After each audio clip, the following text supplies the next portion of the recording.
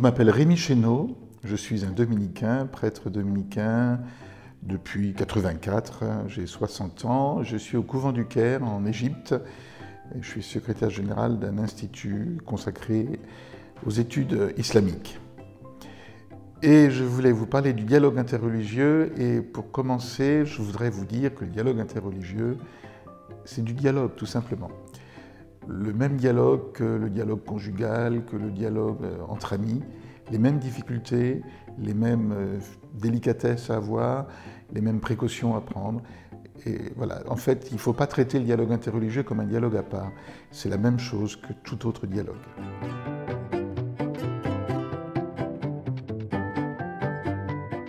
Première chose que je voudrais dire sur le dialogue, religieux, interreligieux ou pas, c'est qu'il a des impasses. L'impasse du dialogue, c'est quand on cherche à aller quelque part, quand on cherche à aboutir à quelque chose, quand on veut un résultat. Or, la vraie rencontre, souvent, elle n'aboutit nulle part, et c'est pas grave. C'est juste pas grave.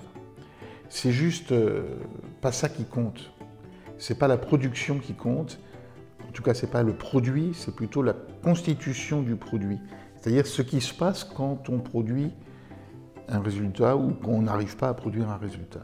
Et c'est ce que j'appelle la conversation.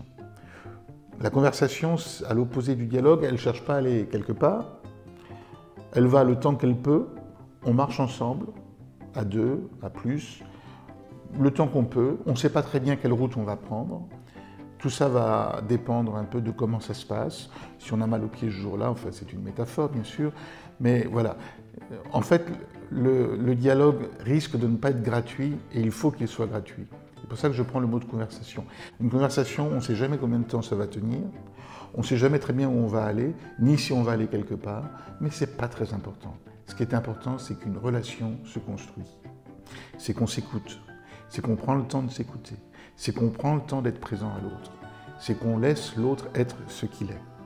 Et ça, c'est toute la difficulté, ou tout le prix aussi. C'est pas seulement une difficulté, c'est aussi la joie, le plaisir, l'intérêt de la rencontre.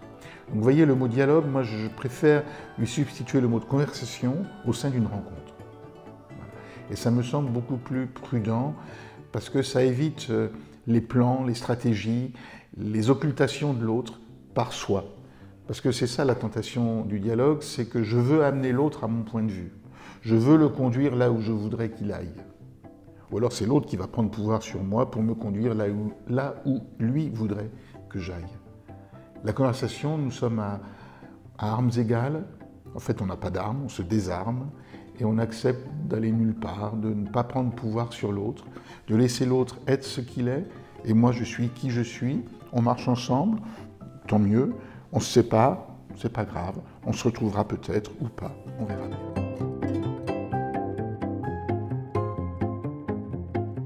Dans nos rapports, donc moi je suis au couvent du Caire, dans nos rapports avec les musulmans égyptiens, les musulmans de la grande université d'Al-Azhar, par exemple, la première chose qu'on a expérimentée, c'est notre différence.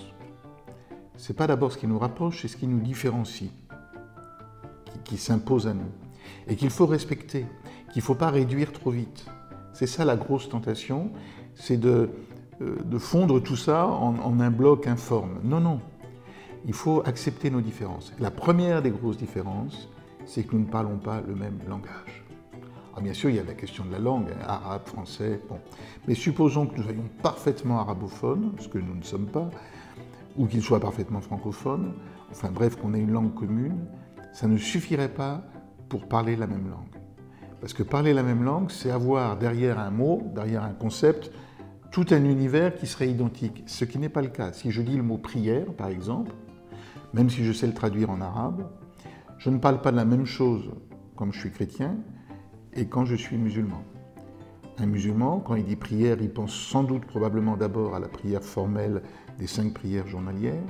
Il pense aussi au zikr, c'est-à-dire à la prière plus personnelle, plus intime, plus un peu mystique aussi. mais ils ne pensent pas à l'oraison, la contemplation, la lecture de la Bible, des choses comme ça. C'est très différent.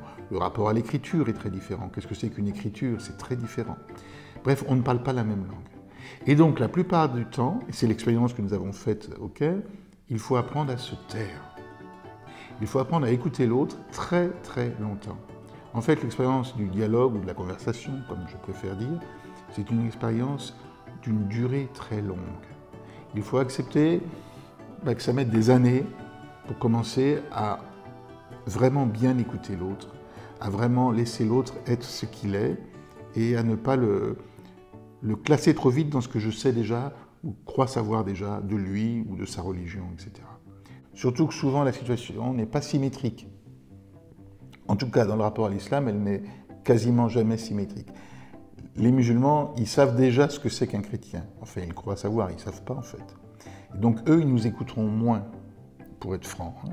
Je pense que nous, chrétiens, nous sommes, à l'image du Christ, plutôt appelés à être serviteurs de la rencontre et donc à être les premiers à nous taire, les premiers à laisser l'autre développer ce qu'il veut dire, le laisser venir à nous jusqu'à ce qu'il accepte que nous allions un petit peu vers lui. Et pour ça, il faut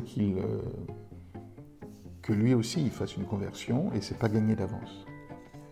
Mais vous voyez, je voudrais finir là-dessus, sur cette patience, cette non-appropriation de l'autre en le mettant tout de suite dans mes catégories.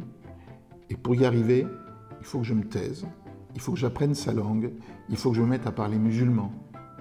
Il faut que je me mette vraiment à rentrer dans sa façon de gérer les mots, les concepts, les notions, les images mentales ou les images religieuses, spirituelles. Et tout ça, c'est une aventure longue, patiente, mais plutôt très sympa.